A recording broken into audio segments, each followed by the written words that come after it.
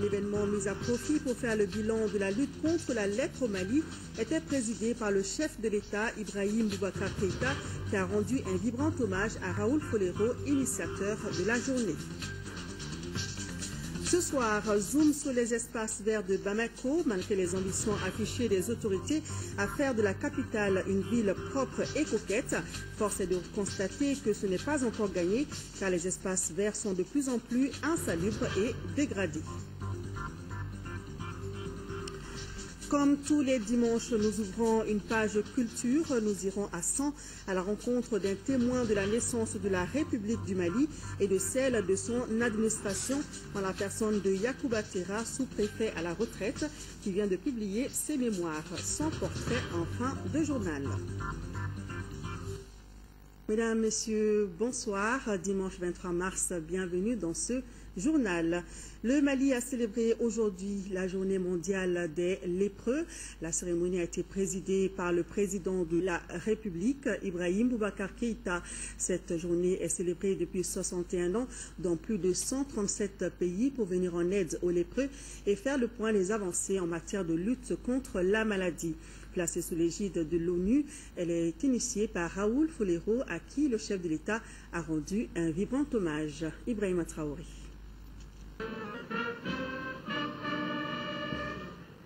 Hommage ce 23 mars à Raoul Folero. En déposant une gerbe de fleurs devant son buste, le président de la République salue la mémoire de celui qui a passé toute sa vie à lutter contre la lèpre.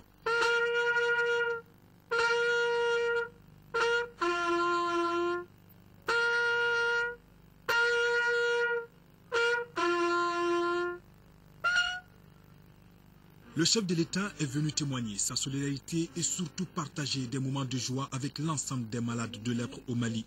Le pays enregistre de plus en plus des progrès encourageants dans le combat contre la maladie, mais de gros efforts restent encore à mener. Pour l'Union malienne Raoul Folero, cette journée offre l'occasion d'intensifier la lutte sur l'ensemble du territoire national.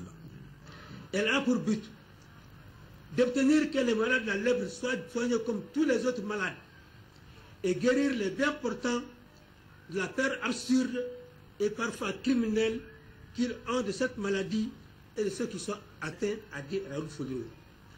La célébration de la journée mondiale de lépreux est l'occasion de faire le bilan de la lutte contre la maladie, mais aussi de réfléchir sur les perspectives d'amélioration des conditions de vie de ces nombreux malades blanchis de la lèpre qui sont les plus pauvres parmi les pauvres.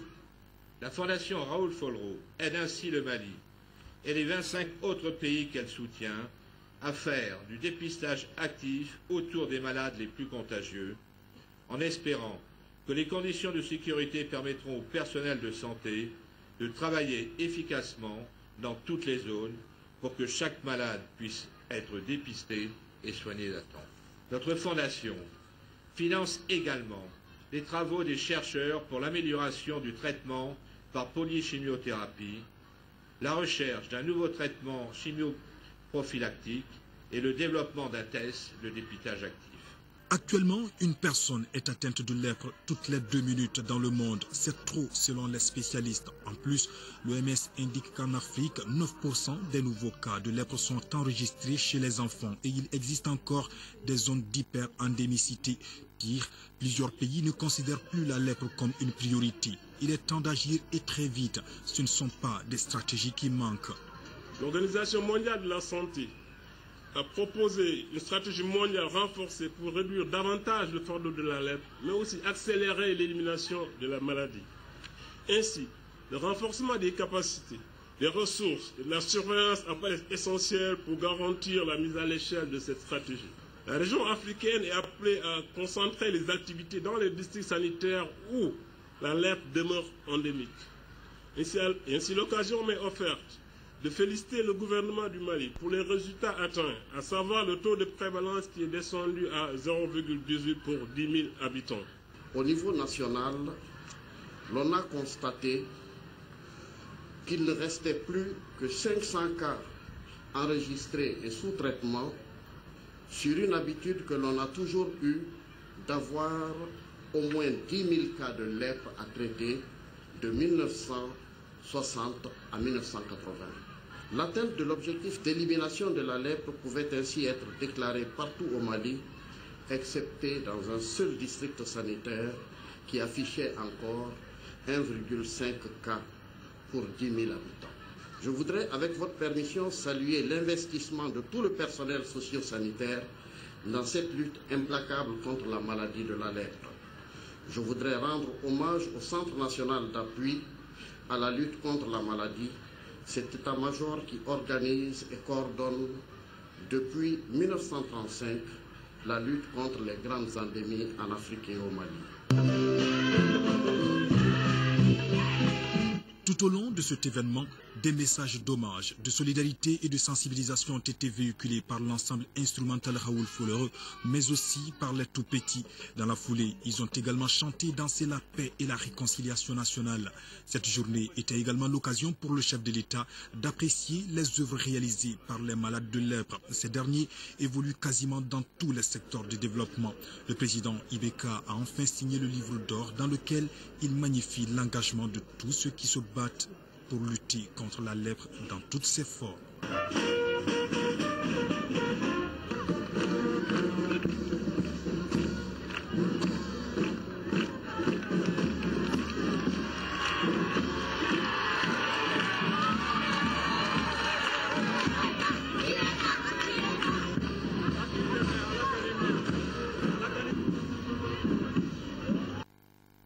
Il faut agir en traduisant notre marque de solidarité en actes concrets. C'est une invite du président de la République qui a présidé cette journée mondiale des lépreux. Le chef de l'État l'a dit au micro de Ibrahima Traoré. Nous l'écoutons. Cette journée me rappelle et me ramène à l'Antiquité dépassée heureusement. Ce film que beaucoup d'entre vous avez vu, d'entre nous avons vu, Ben-Hur, où l'on voit Judas Ben-Hur, Ben-Hur en train de rechercher avec frénésie, avec révolte, avec indignation, avec angoisse, sa mère et sa jeune sœur, rejetées dans un cul de fosse, à peine digne de bêtes sauvages, en raison de la lèpre qu'elle portait. Et ce temps, heureusement, est évolué aujourd'hui, grâce à des progrès scientifiques dont le plus récent est la polychimiothérapie, une combinaison de thérapies sur base d'antibiotiques qui a fait reculer singulièrement la maladie. Il reste encore des poches assez importantes. Et d'année en année, on nous signale singulièrement en Afrique, à Madagascar et dans le sud de l'Afrique, des flambées nouvelles. Et il faut donc qu'on ne baisse pas les bras. Il ne faut pas qu'on baisse les bras. Il faut qu'on reste vigilant et que l'on continue l'effort de solidarité à l'endroit de nos frères, de nos parents qui souffrent encore de cette maladie-là, et que nous aidions également puissamment la Fondation Raoul Folero à travers toutes ces associations nationales, car l'œuvre est d'ordre humain, l'œuvre est d'ordre mondial. Et l'on peut comprendre que cela nécessite un soutien financier à hauteur de souhait. Quelle que soit la bonne volonté de l'association Raoul Folero, elle ne peut faire tout toute seule. Il faut qu'on l'aide dans cette mission qu'elle s'est assignée depuis Raoul Folero, poursuivie par André Récipon, aujourd'hui par Michel, le fils Récipon. Et cela est une invitation à nous lever tous, à traduire en actes concrets cette solidarité que nous affichons.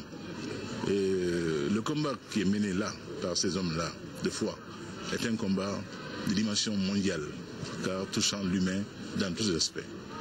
Et c'est cela que je voudrais que l'on retienne aujourd'hui. Et je voudrais dire également que nous serons toujours au côté de la Fondation Raoul Folero. Et chaque fois que de besoin, nous répondrons à l'appel. Avec plaisir, avec honneur, car c'est là notre dignité. Demain, 24 mars, c'est la journée internationale de la courtoisie. Le thème de cette année est axé sur la sécurité des piétons, car à travers le monde, 270 000 piétons meurent chaque année. Pour sensibiliser davantage les couches vulnérables que sont les jeunes, le ministre de l'Équipement et des Transports, le général Abdoulaye Koumaré, nous livre un message. Ces propos sont recueillis par Mahamadou Doumbia.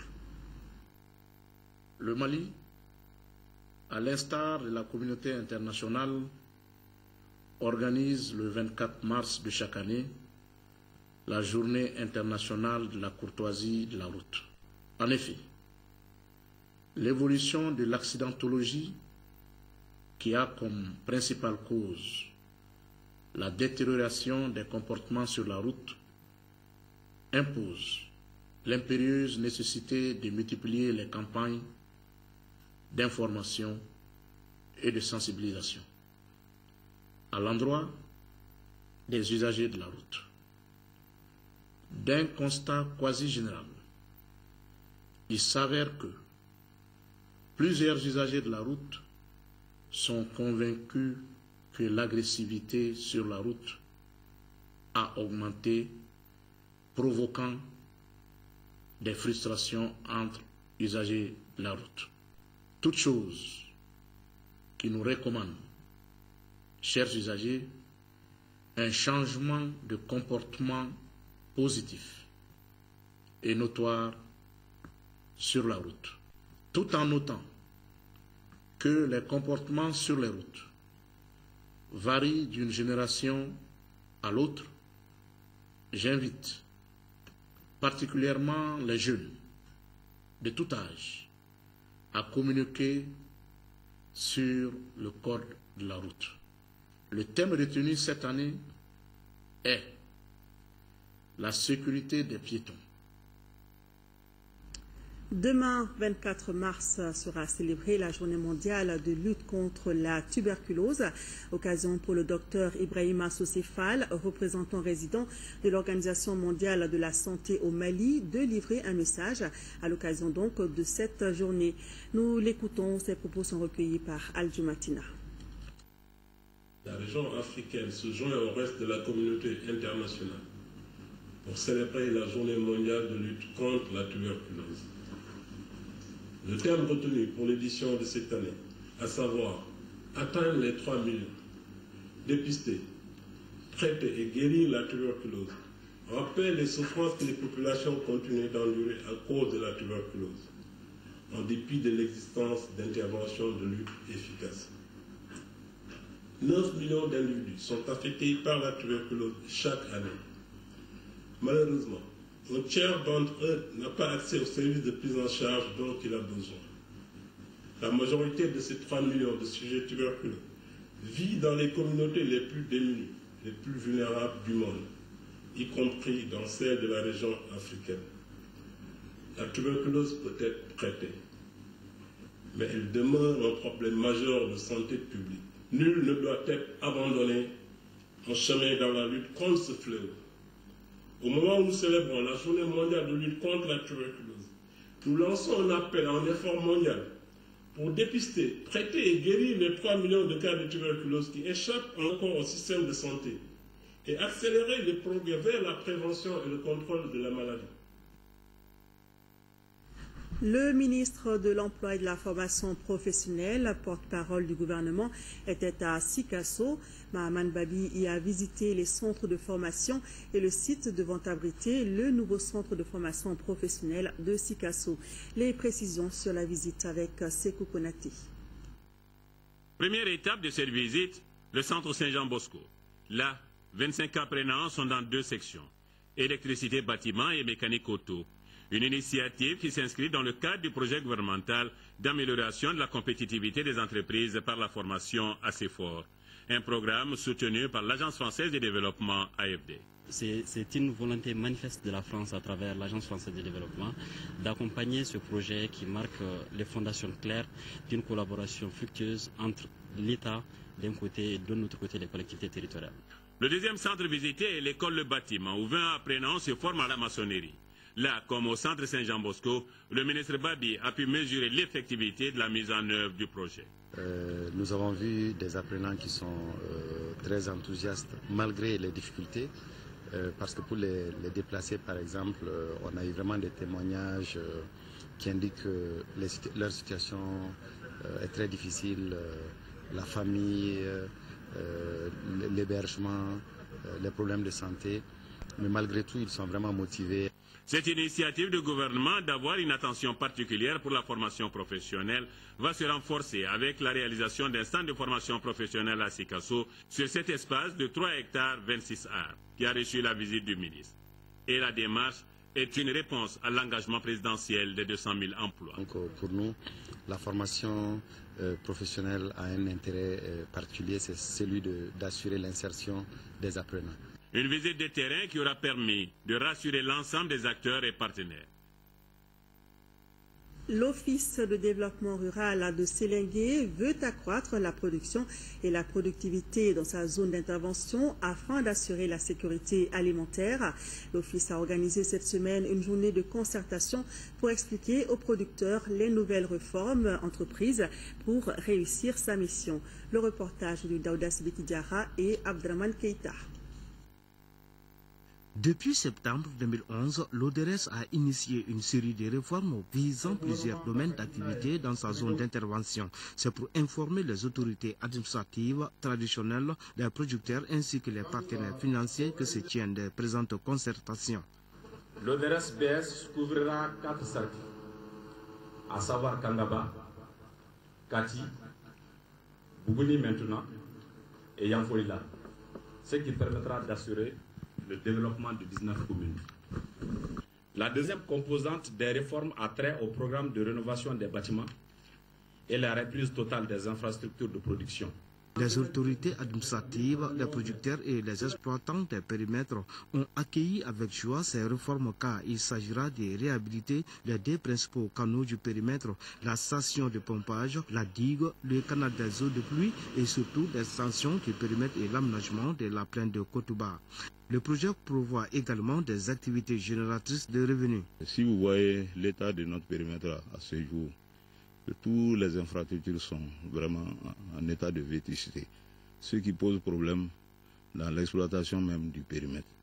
Mais avec la journée de concertation, l'ODRS, à travers la BAD, avec le gouvernement, a imprimé nos observations, nos problèmes en entier par rapport à la réhabilitation de ces infrastructures-là.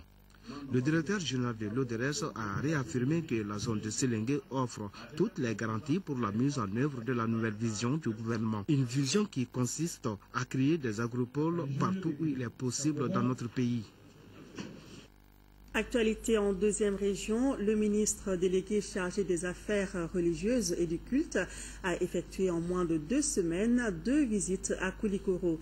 Tierno Amadou Oumar As Diallo était porteur d'un message de paix et d'union pour la promotion de l'islam, un message du président de la République qui invite chacun à la reconstruction nationale. Le reportage de Brahima Kone.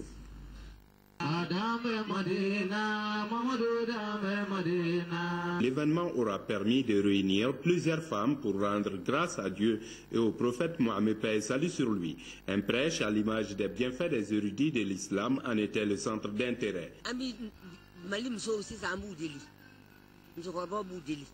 Nous les vieilles appelons les jeunes femmes à plus de tolérance et de respect envers leurs maris. Dieu a toujours récompensé toutes les femmes qui respectent leur mari.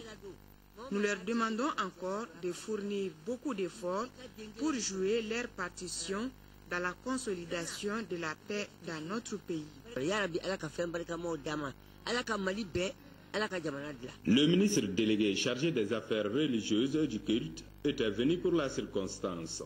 Tierno Amadou Oumar Has Diallo se dit porteur d'un message. Je viens pour apporter ce message permanent de la part du chef de l'État, El Hadji Ibrahim Boubacar Keïta, du chef du gouvernement, qui est de faire de l'islam le socle des liens intracommunautaires, intra-religieux et intercommunautaires et interreligieux. Ce lien, il doit être soudé, consolidé pour un Mali de paix et de réconciliation qui est aujourd'hui le leitmotiv. Des louanges, des chants religieux pleins de messages et des invocations pour le développement durable du Mali. Retournons à Sikasso où accroître l'agricole, donc l'agriculture plutôt, en aidant la terre à se nourrir est l'objectif que vise la société de production de chaux de Toukoto SA. La structure vient d'organiser à Sikasso une journée d'information sur la chaux agricole.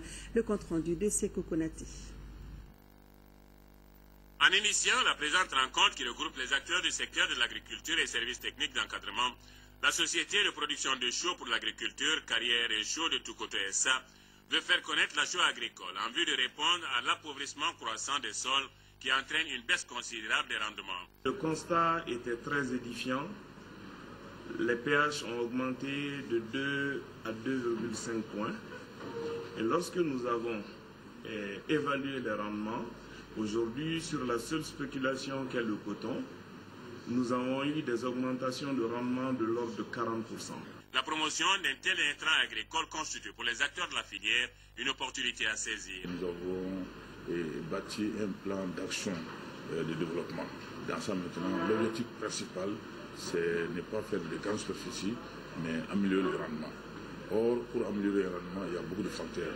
Et le facteur pertinent, ça, c'est la pression du sol. C'était un problème au niveau de nos terres cultivables, l'acidité des sols, auquel on n'aura pas pu trouver une solution. Mais je pense qu'avec ce résultat, ce problème quand même sera résolu. Et pour le département de l'industrie et des mines, cette démarche de la société s'inscrit dans sa nouvelle vision.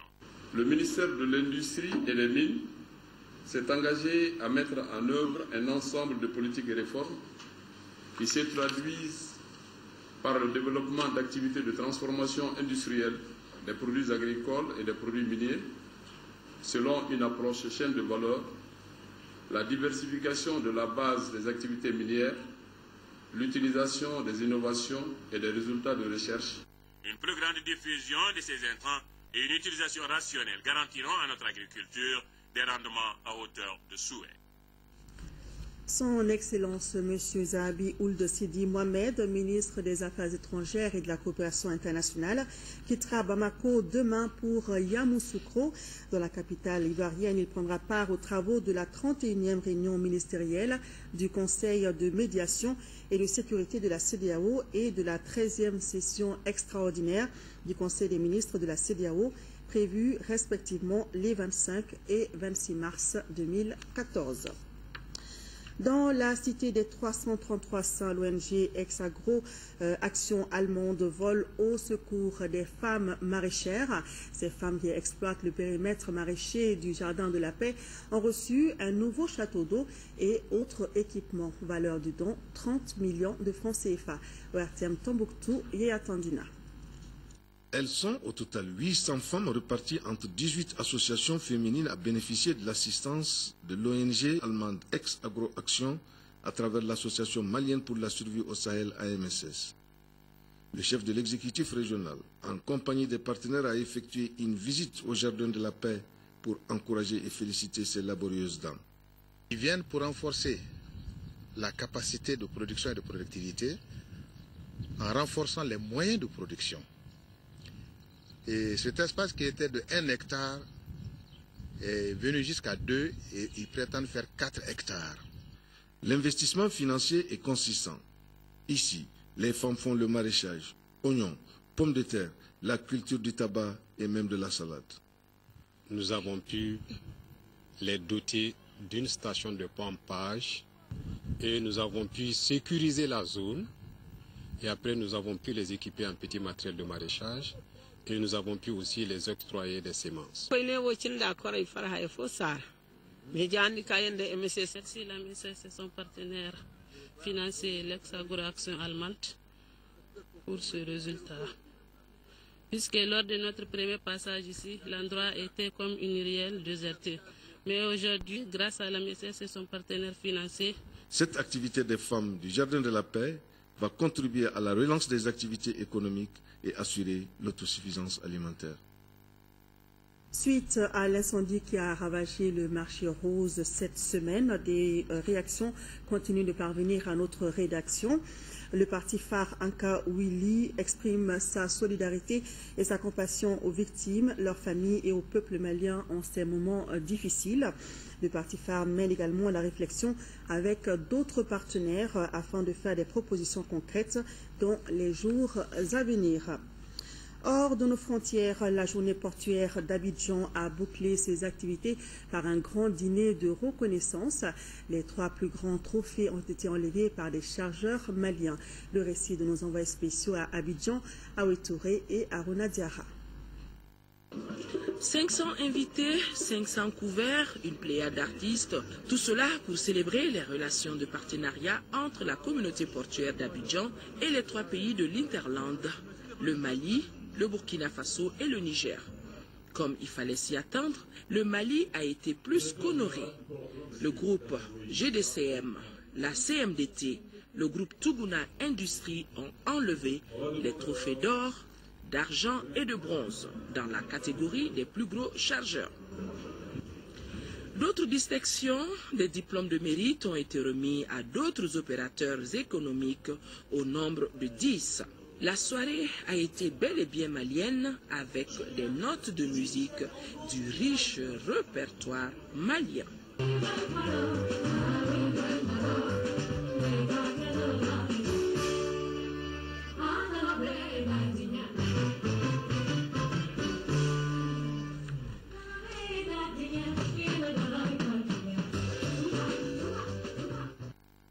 Retour donc au Mali. Dans quelques jours, l'importation de cigarettes ne portant pas les mentions légales sera passible d'amende et de peine d'emprisonnement en République du Mali. En attendant le jour J, la SONATAM et la Direction nationale du commerce et de la concurrence ont organisé une séance de sensibilisation en direction des commerçants détaillants. C'était hier au siège de la SONATAM. L'événement a regroupé en outre les services de répression et d'autres partenaires. Les détails avec Aloussene Touré. Voici les cigarettes dont l'importation et la vente au Mali sont prohibées. Celles-ci par contre sont autorisées. Elles portent la mention vente au Mali et celle relative à la sensibilisation aux méfaits du tabac, à savoir le tabac nuit gravement à la santé. À partir du 27 mars prochain, c'est-à-dire dans exactement 4 jours, toute cigarette ne comportant pas ces mentions sera systématiquement retirée du marché. Les contrevenants à cette directive sont passibles de peines de prison et d'amende. Nous privilégions d'abord la concertation avec l'ensemble des acteurs du marché. D'abord les autorités, les détaillants eux-mêmes. Il s'agit d'abord, dans un premier temps, de faire un travail d'information, d'explication des enjeux et des conséquences pour notre pays.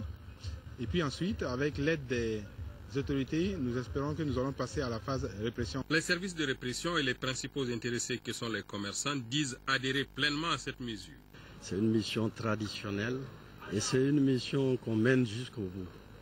Mais seulement cette mission, elle est difficile avec les moyens de bord dont nous avons, mais cela ne nous empêchera. Et le délai supplémentaire, je l'ai demandé, c'est pour avoir quand même le temps de sensibiliser les commerçants détaillants.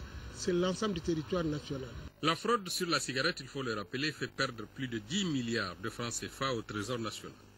Les fabricants et importateurs de tabac et produits de tabac disposent d'un délai de 12 mois à compter de la date de publication du présent décret au journal officiel pour se conformer au marquage sanitaire. La SONATAM, à elle seule, fait rentrer plus de 2,5 milliards par mois dans les caisses de l'État.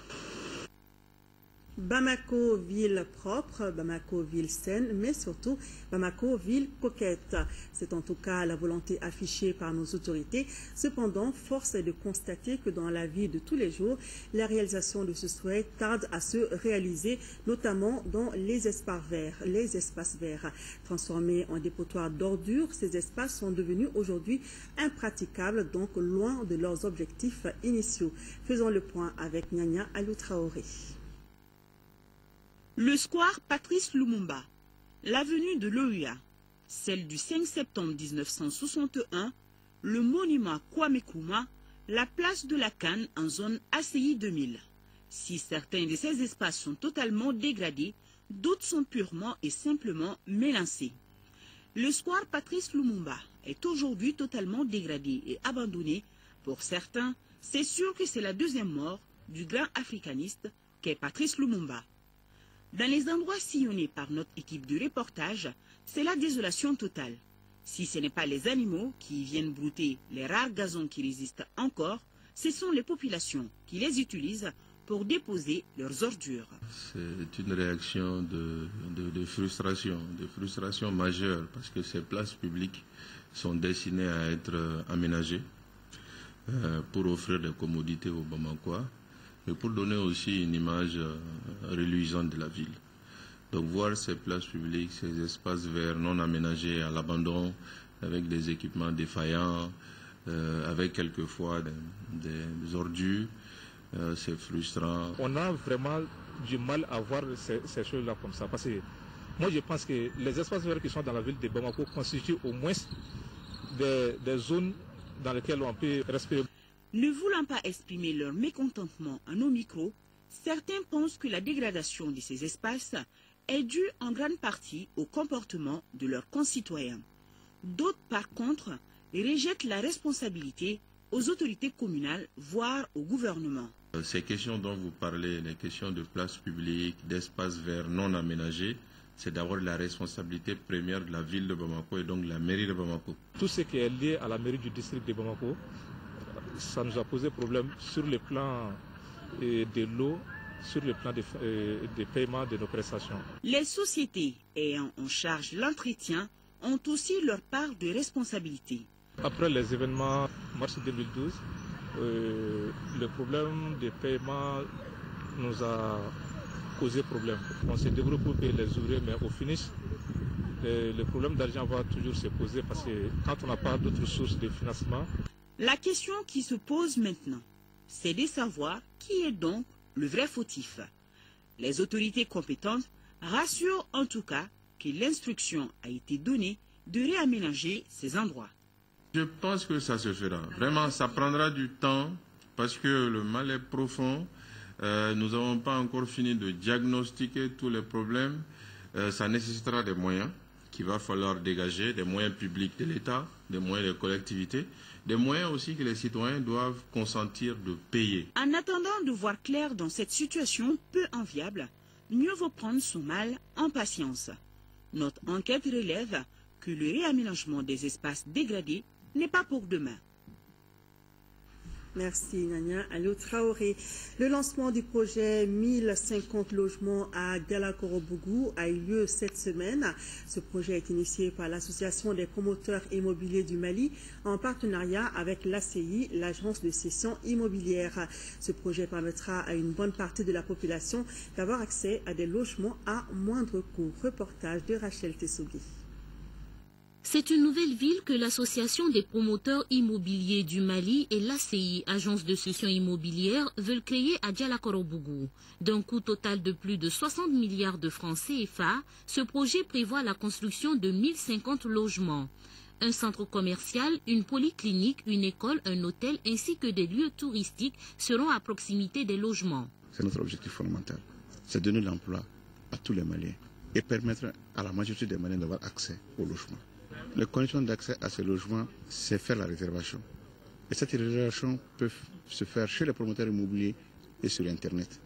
Donc si vous payez cash ou bien si vous passez par une banque, donc nous allons vous aider pour avoir vos prêts auprès des banques. Les prix de vente des logements varient entre 17 et 60 millions de nos francs selon la dimension du lot. Aujourd'hui, il faut aller au-delà de la simple vente de parcelles.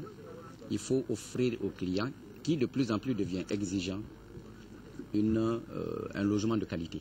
On pourrait avoir, toujours pour la satisfaction du client, des logements dans un environnement bien assaini, avec toutes les commodités. Ce projet donne l'opportunité à plusieurs personnes sans distinction d'avoir accès à des logements. Il contribue ainsi au développement socio-économique du Mali. Bientôt sera publiée l'étude sur les profils de la pauvreté dans les 703 communes du Mali. L'information a été donnée ce matin à l'ouverture des travaux de la 7e session du Conseil d'administration de l'Observatoire du développement humain durable et de la lutte contre la pauvreté. Ramata Konaté nous en dit plus. L'Observatoire du développement humain durable mobilisera cette année près de 807 millions de francs CFA.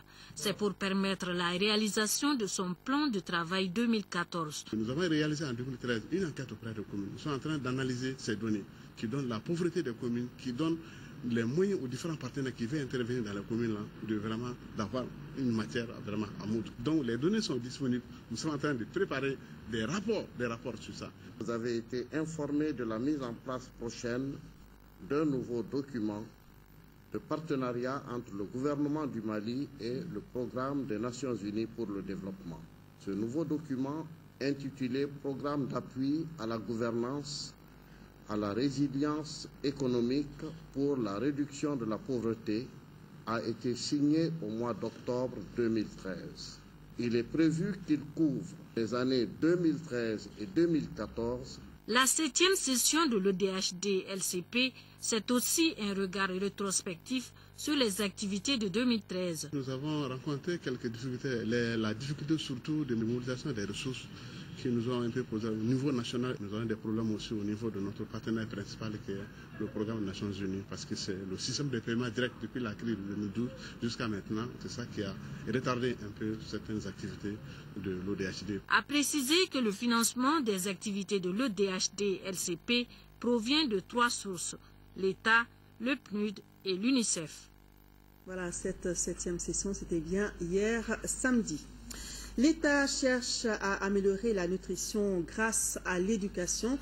L'ONG internationale Action contre la faim fait des plaidoyers en faveur de l'intégration de la nutrition dans les formations sanitaires au Mali. À cet effet, l'ONG vient d'organiser une conférence débat à laquelle étaient invités des représentants des structures impliquées dans la nutrition au Mali.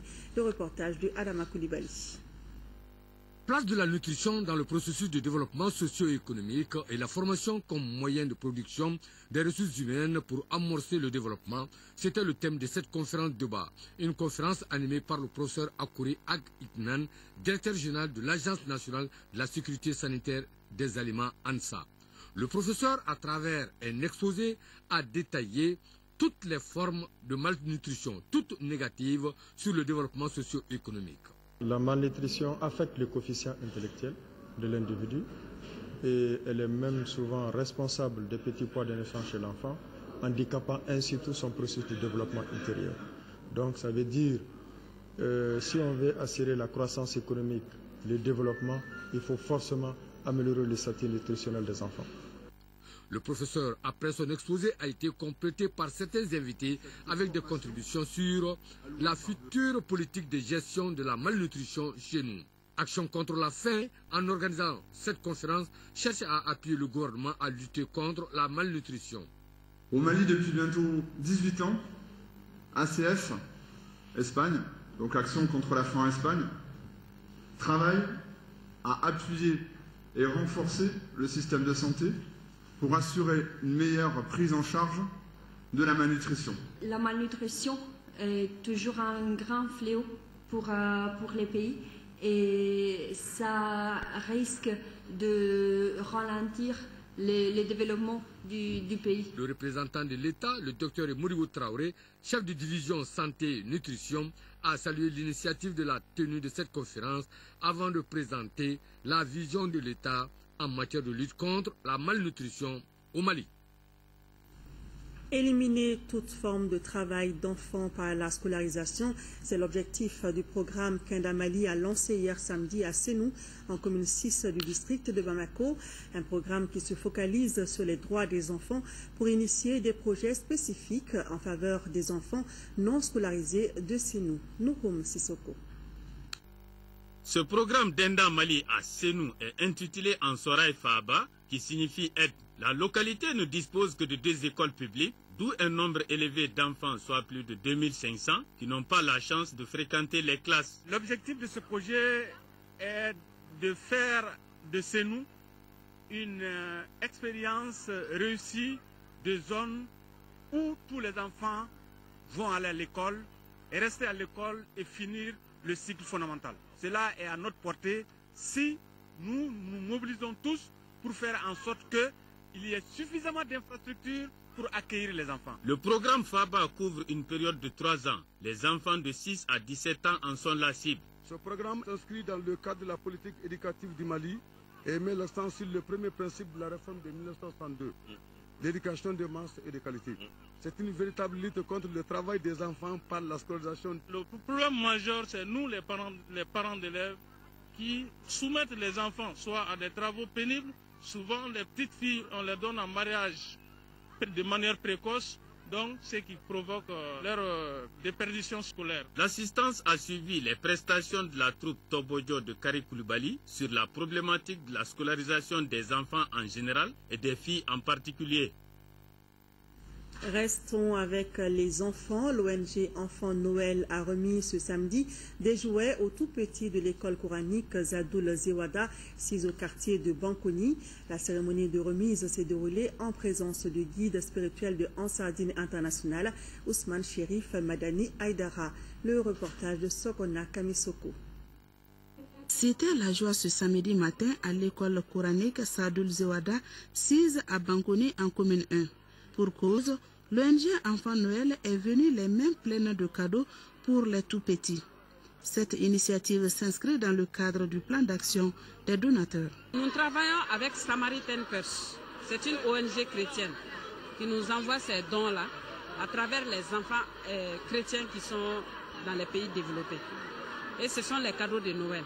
Il y a des cahiers dedans, il y a des jouets, il y a des bics, il y a des habits, il y a des chaussures. Tout ce qu'on peut donner à l'enfant qui peut rentrer dans le bien-être de l'enfant. Après avoir remercié les donateurs, le guide spirituel de Ansardine International dira que le geste est conforme aux prescriptions de l'islam. Les cadeaux que les enfants ont reçus ce matin, vraiment tous les enfants sont contents. Je crois que le bon Dieu aussi il est content. Si Dieu est content seulement, on va avoir tout ce qu'on fait. Je remercie ONG et tous les participants. Premier du genre au bénéfice d'une médersa, ce geste de l'ONG Enfants Noël touche 1200 enfants. 22 mars 1993, 22 mars 2014, voilà 21 ans que la chaîne 2, la 95.2, est née. Hier soir, la Maison des Jeunes de Bamako a servi de cadre pour commémorer ce 21e anniversaire. De 9 agents au départ, aujourd'hui, une vingtaine d'animateurs animent les programmes de la radio. Une radio qui émet 24 heures sur 24 avec une grille riche et variée. La soirée a été meublée par le concours de jeunes talents et d'humour. Retour sur cette soirée de la 2 avec Alpha Meiga. 95.2. Qu'est-ce que tu écoutes? Radio chaîne 2. Est-ce que vous écoutez la chaîne 2? Oui, parce que ça me plaît. Cela fait 21 ans que cette radio émet. 21 ans dans la vie, ça se fête. Les responsables de la chaîne 2, radio d'information, d'éducation et de divertissement, animée en grande partie par des jeunes, se sont transportés ici à la Maison des Jeunes de Bamako pour émettre en direct. Malgré les difficultés qui ont jalonné son parcours, la chaîne 2 s'est imposée au fil des ans pour devenir aujourd'hui la FM leader de la capitale. C'est donc l'occasion pour moi de rendre hommage à tous ces pionniers. Hier, avec 9 agents pour 12 heures d'émission par jour, aujourd'hui la chaîne 2 émet 24 heures sur 24. Il faut cependant souligner que certaines émissions structurées comme Musique au Rama, à la création de la radio ou Multitop sont restées. À ce jour, la grille connaît une amélioration avec des émissions phares comme Gwakunda, communément appelée Fima et Diema entre autres. Une vingtaine d'agents animent la chaîne 2. Parmi eux, un aîné sans être le plus âgé et un directeur plus âgé aux commandes, lui d'une autre génération. Tout un symbole. Ça fait 20 ans que je suis à la chaîne 2 puisque je suis venue depuis 1994. Qu'est-ce que je peux dire de plus? Que la chaîne 2 puisse redevenir une grande famille comme elle l'a été à ses débuts. J'avoue que en venant à la chaîne 2, c'était vraiment pas évident de diriger une chaîne de jeunes. Il y a quand même une différence d'âge entre les différents animateurs de cette chaîne et moi.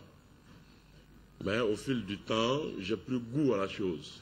J'ai été véritablement séduit par le goût du travail bien fait de ces jeunes-là.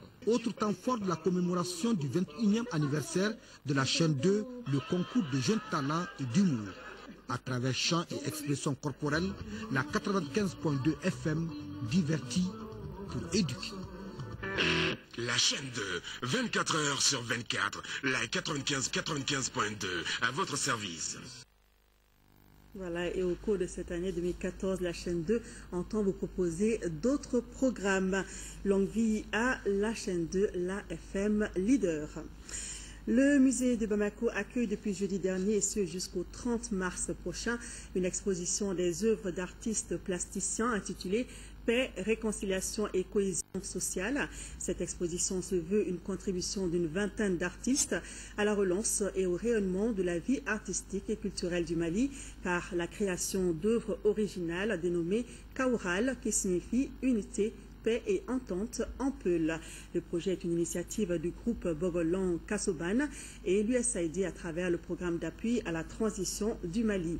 Modibo Soiré a assisté au vernissage de l'expo. Voici son compte rendu. Cette exposition est le résultat d'un séjour de 3 semaines à Mopti de 25 plasticiens sélectionnés de toutes les régions du Mali. Le projet s'inscrit dans le programme d'appui à la transition du Mali qui a vu le jour en janvier 2013.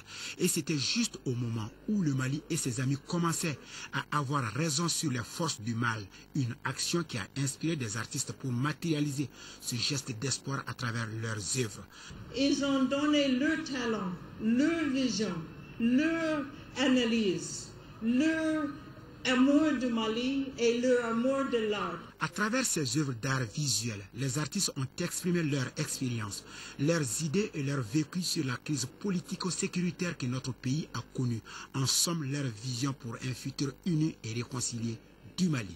J'ai fait un tableau en Bogolan. Il y a toute une masse qui est là, que je vais dire dans cette résidence. Cette résidence est une victoire pour le Mali et pour nous les artistes. J'ai utilisé un petit pan qu'on appelle en bamanakan le pendeluni. Le pendeluni est un instrument d'intimité en Afrique et surtout au Mali. Donc pour moi c'est le symbole de l'amour. C'est ce que j'ai cousu ici dans ce tableau. Autant d'œuvres confectionnées sur toile, sur métal et parfois sur du bois. Les créateurs se sont attelés à préserver pour la postérité leurs inspirations pour un avenir paisible et prospère à travers un thème central: paix, réconciliation et cohésion sociale. J'ai confiance que le peuple malien, en tant que nation, va suivre l'exemple que nous voyons, que nous verrons bientôt sur le mur autour de nous. Ils doivent oser explorer la douleur, s'affronter les uns et les autres et s'affronter eux-mêmes avec les réalités perçues et ensuite, à la fin, pardonner et s'accepter. Quand on voit tous ces artistes, les 95% sont des jeunes. Ça veut dire très sincèrement que la paix viendra par la jeunesse, par l'union des cœurs et des esprits. Donc souhaitons effectivement que cette exposition serve et que demain nous puissions voir un Mali comme nous le souhaitons. Cette activité est initiée par le groupe Bogolan Kassoban et mise en route avec l'appui de l'USAID Mali et qui a eu tout l'accompagnement des départements en charge de la réconciliation et de la culture. L'expo est ouverte au public jusqu'au 30 mars prochain et c'est au musée du district de Bamako. Notre dossier culture est à 100 ce soir à la rencontre d'un témoin de la naissance de la République du Mali et celle de son administration. Son nom, Yacouba Terra, ancien chef d'arrondissement. Il vient d'écrire un livre intitulé Mémoire d'un sous-préfet. C'est une autobiographie de 300 pages qui rend hommage aux administrateurs civils maliens qui ont remplacé ceux de la période coloniale aux premières heures de l'indépendance. Les sacrifices et le patriotisme d'un sous-préfet écrivain de 87 ans, c'est dans ce dossier signé Cheikh Oumar Sangari.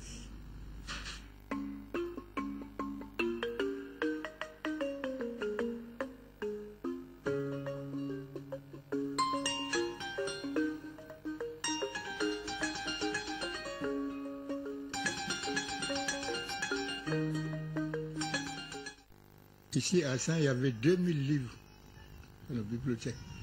Je me faisais inscrire, c'était 25 francs par mois. Tu prends les livres qui te plaisent et c'est un administrateur qui m'a poussé à faire ça. Le samedi, je prends le livre, je le lis, je reviens avec ce livre, un samedi suivant. Il me demande qu'est-ce que tu as compris dans ce livre. Ainsi de suite, jusqu'à ce que notre lecteur devienne un passionné du livre. Et commence une histoire émouvante entre Yacouba Terra et la plume. Une histoire qui donne naissance à un ouvrage, Mémoire d'un sous-préfet. Un livre de 300 pages qui retrace la carrière d'un chef d'arrondissement généralement appelé sous-préfet ou commandant, mais aussi et surtout, c'est toute l'histoire de l'administration malienne à ses débuts qui est évoquée dans ce livre. Je voudrais être témoin, quoi. Les administrateurs européens sont partis à partir de 1960 de l'indépendance, ce sont les premiers pionniers là, secrétaires d'administration, rédacteurs, administrateurs civils qui ont remplacé les Européens au pied levé. Il ressort des lignes de ce livre que la mission du commandant était rude. Il avait en charge des masses rurales qu'il devait conduire par la persuasion. Son principal rôle à cette époque était la sensibilisation des populations sur le changement qui s'opérait. Ce sont des gens qui ont pris le commandement, il n'y avait aucun moyen. Déplacement à pied, à pirogue, à cheval, pour aller de village en village. Faire comprendre aux gens que l'indépendance, c'est notre dignité revenue. Mémoire d'un sous-préfet parle des rencontres souvent très tendues entre les administrateurs et leur population. Des palabres à juger, de la prééminence du parti sur l'administration, des histoires émouvantes et j'en passe. Yacouba Tera a passé 34 ans au service de l'État, dont 23 dans le circuit administratif avec des séjours inoubliables, comme à son premier poste. Mon premier poste, vraiment, je souhaitais rester là-bas jusqu'à ma mort. C'est Madougou, dans le cercle de Koro. Les gens m'ont pris comme leur fils. J'ai facilité la chose. Dans un village où vous n'arrivez pas à trouver l'info quelquefois, je demandais aux gens pour les absents, quoi. Ils cotisaient pour payer. Je prenais la responsabilité. Si le type rentre, moi je cherche l'info avec lui pour vous rembourser. Avec ses 87 ans, l'administrateur civil de classe exceptionnelle est une fierté pour toute la communauté sanoise. Le livre même, en tant que tel, c'est utile. Mais quand c'est écrit de cette façon, quand ça retrace la vie d'un cadre qui a servi sa nation, on doit tout simplement, très humblement dire que les jeunes doivent s'en inspirer. Et à cause de lui, moi aussi j'ai aimé la lecture. Depuis que j'étais toute jeune, il me donnait des livres à lire. Après, je lui faisais le compte rendu. Le commandant écrivain vit paisiblement sa retraite en espérant que la jeune génération lise ce livre pour qu'elle soit au parfum de ces moments certes difficiles mais glorieux de notre histoire.